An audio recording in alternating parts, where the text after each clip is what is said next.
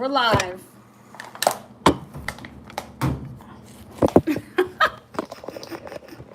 Hey guys, I mean, when YouTube wants to silence you, they want to silence you, but it's for all good reasons.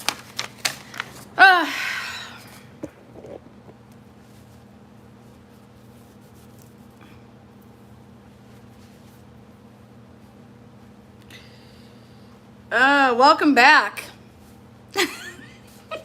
Sorry guys. Sorry, duty calls. Hide and seek, yes. I'm gonna wrap things up here, but we're getting to the goods. I couldn't just leave you hanging. Hi, Hitches.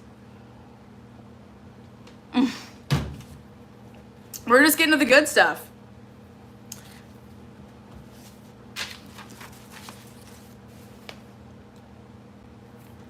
Okay. I know people are gonna be like, what the heck, Lana's live again? Oh, wow. All right. We're gonna pick up where I left, but if anybody has questions, I'll start answering them. But I'm gonna pick up right where I left off, but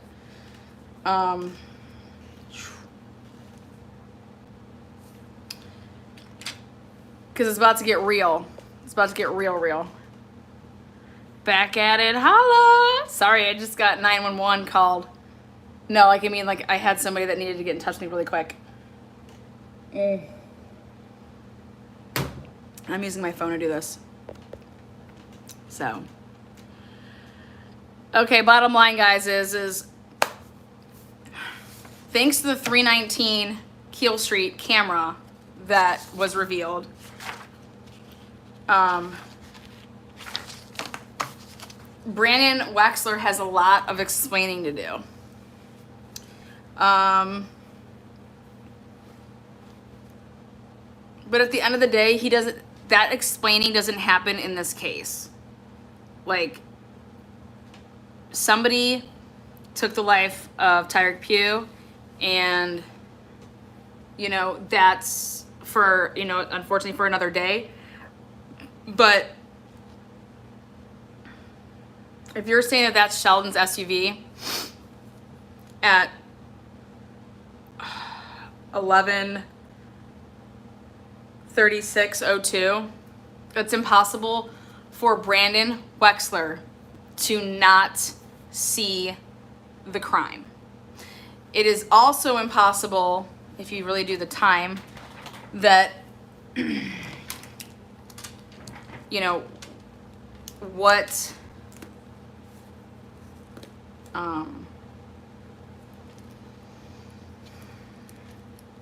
he's a Marine. What Marine doesn't get out of their vehicle? He is a Marine. That's not normal. Regardless, you and that SUV were at the same point at the same time at 11:35, and it's provable. This isn't like, this is, if you're gonna use science and timing and cameras and everything like that, you can't choose when you want to use it and when you don't. Sheldon's here. Brandon Wexler's here. Both at 11:36:02.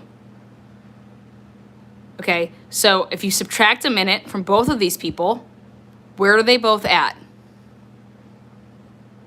At the body. His testimony. Yeah.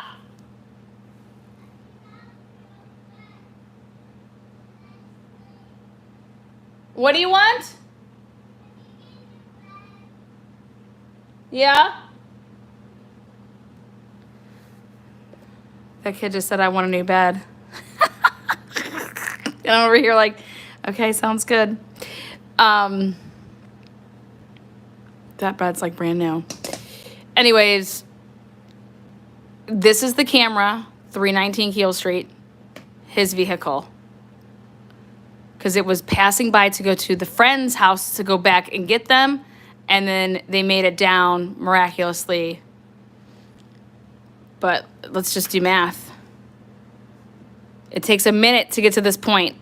So if you back up this SUV, you're here at 11:35:02 seconds. You're here at 11:35. How are you guys not seeing each other? How is this possible? Two vehicles cannot get side by side each other over there with a body in the middle of the road. It is a tight road. I think that you would see somebody, zooming off from it. Like, what are you talking about, Brandon? And guys, this is surveillance times.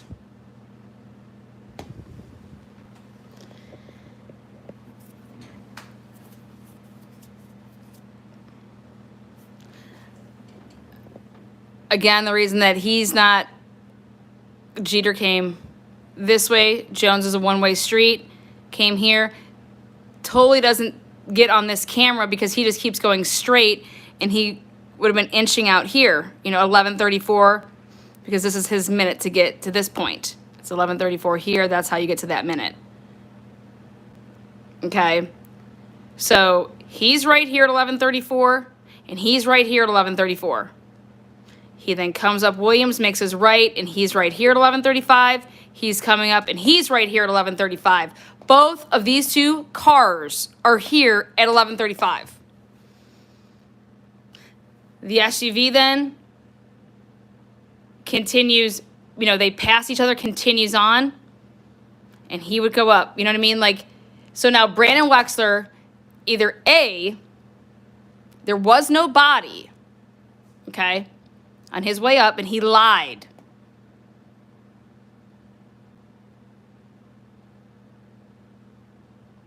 Or if there was a body, then you would have seen everything, or you would have at least seen the vehicle right by the body, and you would have made that in your witness statement. You would have also said that on the stand, and none of that. There was no eyewitness to this crime.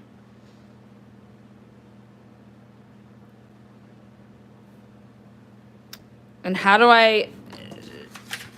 can I prove this? 0.3 miles, 1 minute. 1 minute to get to 250 Keel Street, which is right where the body was. That's a minute from when you would turn into this intersection to come up right here where the body was. 1 minute. Then from the point of the body to where 319 Keel Street was, where the camera was, that is a minute. Right here, 1 minute, 0.2 miles, 1 minute to get from that to there.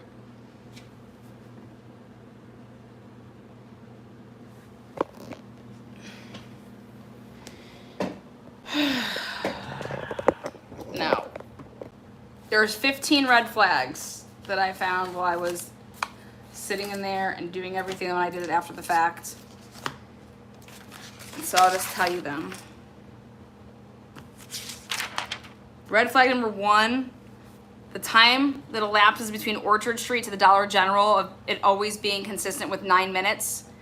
My conclusion is that somebody's always been following Sheldon Jeter. It's not just been today, it wasn't just that day, but people were following him. And it would be like Sheldon is getting up, Sheldon's passing an area, and then who's ever been following him, like they had been, I believe, since Del Tondo, that's why that would be like a 9 minute gap. Okay, that should have been 3 minutes on a camera if you really want to talk about somebody being on a camera. 3 minutes. Okay, you have a car that looks like his, and now you're like I said, this is a complete setup.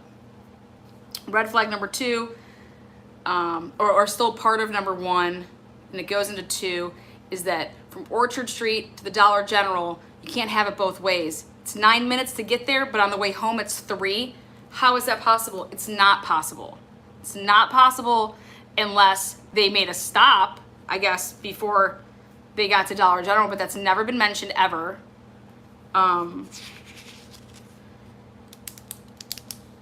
Red flag number 3 is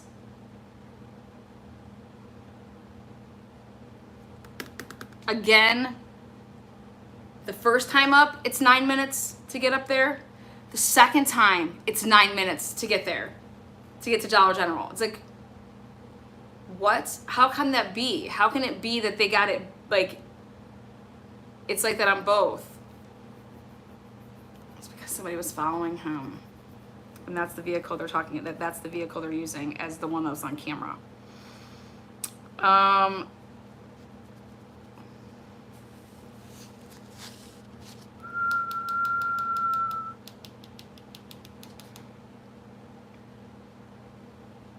Nobody talks about the SUV that was actually at the corner of Franklin Avenue in Cochran, right in front of Two Cousins. It was like a Tahoe that pulled up right when Jeter is pulling to that intersection. This Tahoe pulls up, like literally like simultaneously. And then he makes his left, and then obviously the clip kind of cuts. But I would love to know what that SUV did after Sheldon, turned.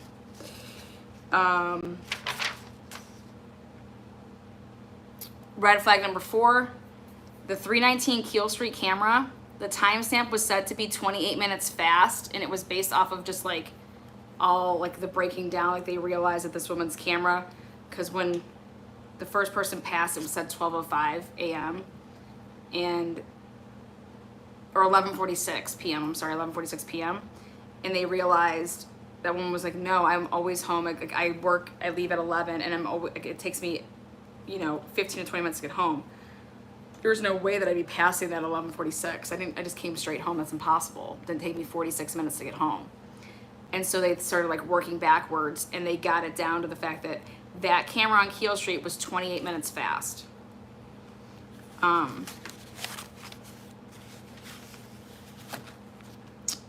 Red flag number 5, Brandon Wexler was or still is a Marine.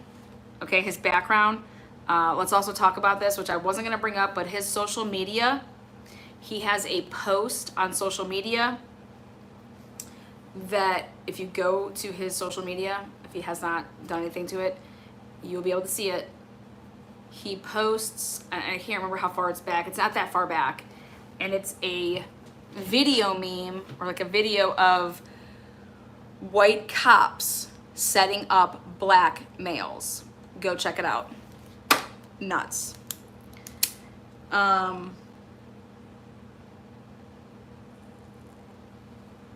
Again, the red flag with Brandon Wexler is, what Marine would be scared to get out of their car? Like, you're talking about fighting for our country. You're talking about all this crap about, toughness and yada, yada, yada. Now, was he high? Was he drunk? Is that why he didn't want to be part of it? Who knows? At the end of the day, it doesn't matter. You're like, if you came upon a dead body, you wouldn't just swerve away and just like leave instantly. You would, like a car accident, you would,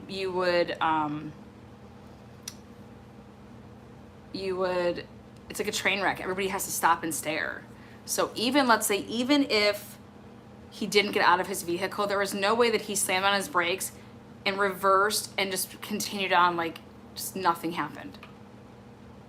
And that's why I even think, so then subtract even more time of how I just did like the minute to the minute. It's actually even gonna be more time, so you're definitely gonna see that SUV, and you're definitely gonna see who shot, if in fact somebody was shot at that time.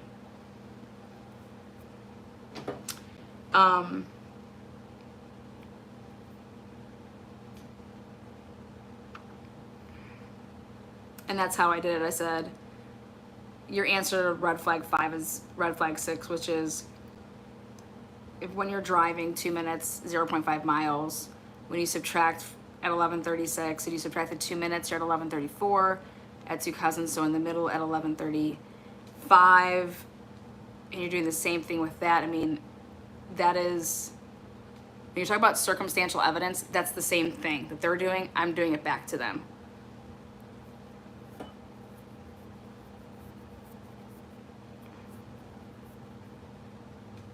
And then what do you throw in 30 seconds of like panic mode? Like, did Brandon say to himself, oh my God, like, should I check on this dude? Like, did he make a phone call? Did anybody look at his phone records? I mean, should I call 911? Like, you're gonna like, what would be a natural human reaction to physically coming up on a body in the middle of the road and you just have to slam on your brakes? Like, what would you do? And if anybody says that they would reverse immediately and swerve around and just fly up the hill immediately, I don't think that would be your first reaction.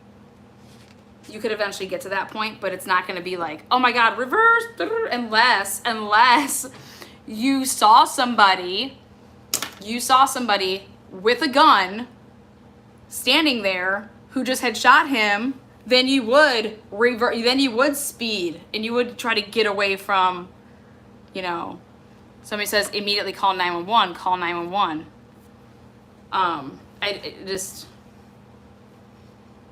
And here he doesn't call 911. And neither do the people, when he goes and gets the two friends and comes back down, they still don't call 911. None of them call 911. It's because nobody was in the middle of the street. That's why nobody called 911. Because he wasn't dead yet. Like, that is the truth. Huh?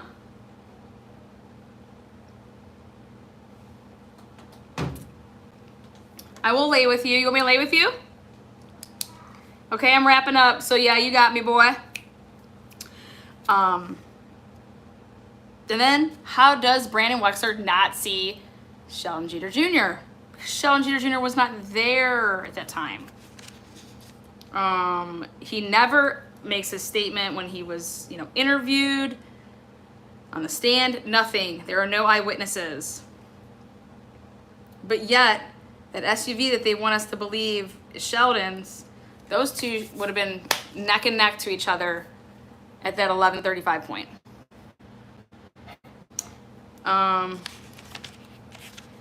Again, that's red flag 7. Red flag 8. Oh yeah, Joe Richardson, 11:37. And I got to talk about this just because it's just kind of crazy. All of a sudden, they wanted to change the time that this 911 call happened, and they say that it was, they want to go with 11:39.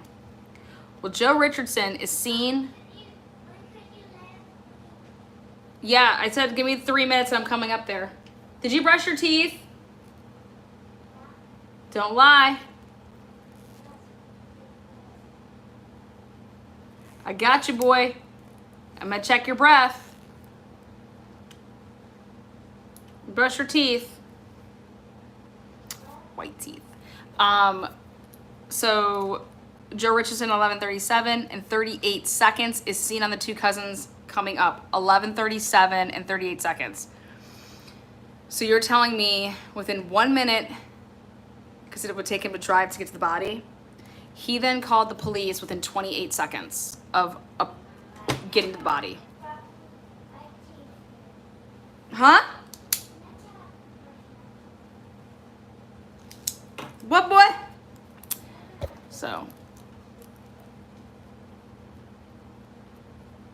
So you have a copy of the witness call? Yeah, I have a copy of everything. I take very good notes too. Jax James. That's not true. And if you do that, that's not fair because then you're lying about it because then you need in right. Oh my God, where's your pants? Okay, I'm coming up there. 2 minutes. Thank you, buddy. And yes, you do. This boy. Summertime.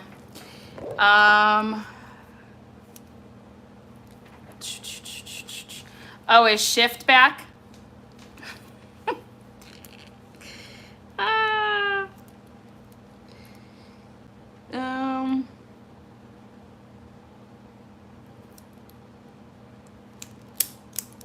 So yeah, they changed it up and they said that now the 911 call was at 11:39.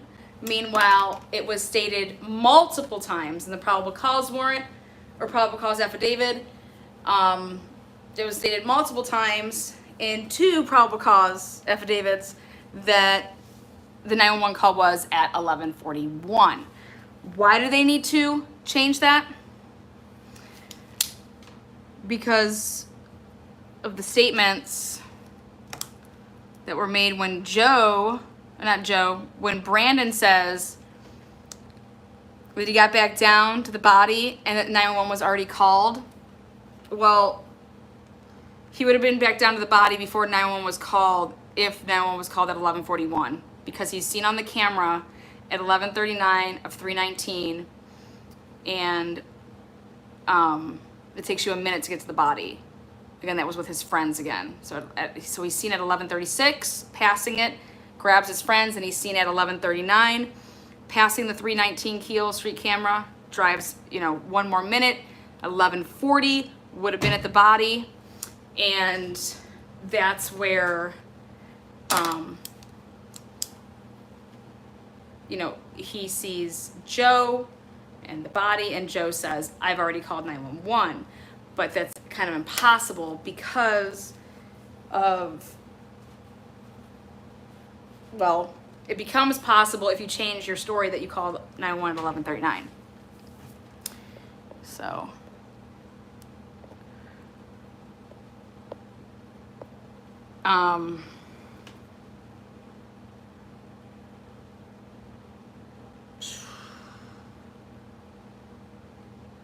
red flag number 9. Brandon Wexler is seen back, like I said, on that camera on Keele Street after getting his friends to head back to the body. Mind you, no one, not those 2 people and not Brandon, nobody has called 911. 11:35, 11:36, grabs his friends, he's back seen on the camera 11:39. Nobody has called 911. Not just him, but neither has his friends. Nobody in the car was like, man, should we call 911?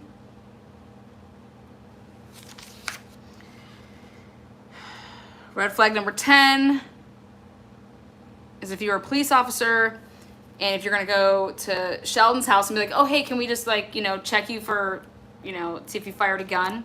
Well, did you check any of these witnesses to see if they fired a gun?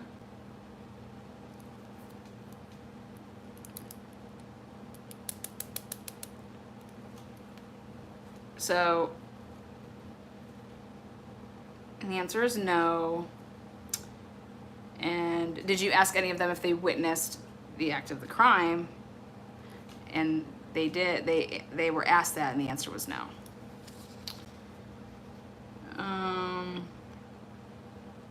Now they want us to believe then too that it takes, so red flag number 11, they want us to believe that SUV was really Sheldon leaving Orchard to go up the hill, right? But yet it takes him 9 minutes to go from Orchard to the Dollar General. 9 minutes. But to get home from 2 cousins, all the way down at the end of the street, all the way down, get to Orchard, he is pulling back in with that traverse at 11:39 and 37 seconds, which would have taken him 3 minutes and 37 seconds. Or I'm sorry, 35 seconds. From the time that he pulled out of 2 cousins at that intersection at 11:36 and 02 seconds to when he pulled in at 11:39 and 37 seconds. How do you want me to believe that? If I'm just, hey guys, let's have a deliberation. Yeah, I mean, I don't think that that's the SUV. So right there, I'm out. That's what I would say. There's no way that that's the SUV, and that's what they're banking this case on. Plus, there is no DNA, and now his gun miraculously does this shooting, and not only does it do the shooting, but then it's loaded with 2 different types of makes of bullets, of which one of the makes is found at Sheldon's, the other make is not even found at Sheldon's. So, you want me to sit here and tell you that I'm going to vote guilty? Then shame on the jury. The guy that was on direct examination for all this for 5 hours, he was crossed up with 13 questions, and they were like the best questions ever. And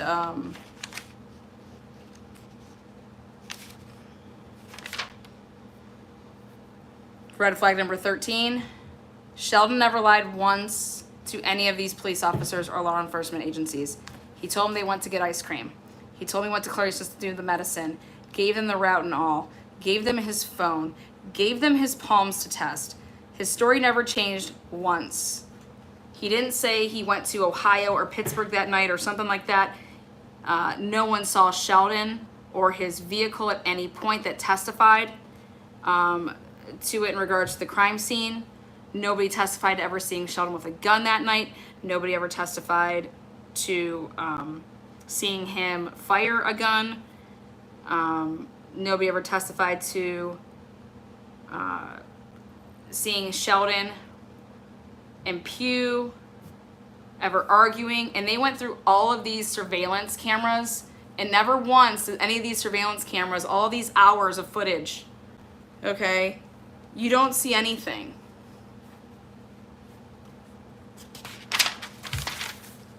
Red flag 14.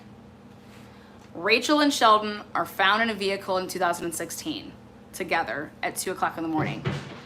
No police report. Leaked report that was made a year and a half later. And then these two individuals, this point right now in life, one of them has been murdered, and now one of them is facing murder charges. Are you kidding me? What? If you think that's a coincidence, and both of those two people are tied to the Alcoa Police Department in a scandal investigation. Talk about a civil suit, talk about a shit ton of money. But if Sheldon goes to prison, well, you killed Rachel, and now Sheldon, now you took care of that problem. The same two individuals that were in a vehicle together in 2016 with a police report that was never filed. A year and a half later, something is filed, it is leaked, and then these two individuals, one is murdered in 2018, and now in 2020, one is facing murder charges. Red flag 15.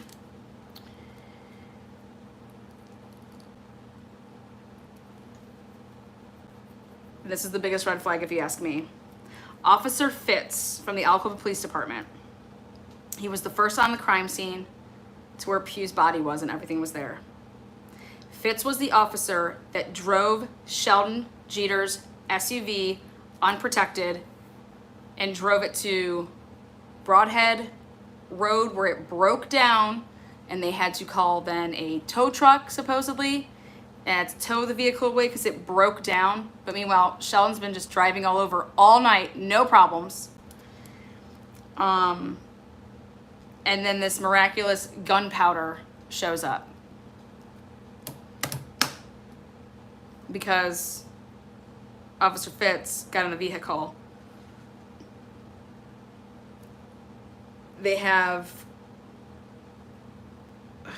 hours upon hours of footage at Orchard Street, and they had to testify to this. Not one single piece of clip of any part of the surveillance shows any police officer going into their trooper backseat or trunk and grabbing this big blanket that they have to use to place it and put it in the vehicle. This is a motion censored camera. There was nothing but motion going on all over the place.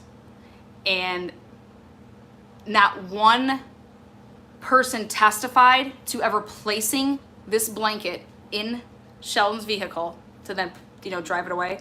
No one saw an officer, place this blanket. Nobody testified to saying, I was the one. It's me. I placed the blanket. Nothing. And all this hours of footage just pounding on this house, and you're getting all these timestamps of everything. And then police arrive at Sheldon's at 2:56 in the morning to do a death notice with 3 troopers. Within 16 minutes, there are 8 troopers there. What?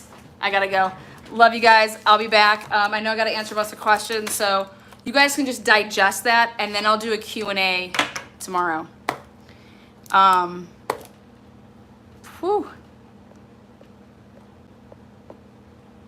So, thanks for the love. Thanks for the support.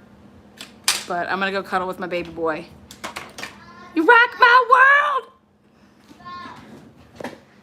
All right, yeah, so we'll have some tea and crumpets.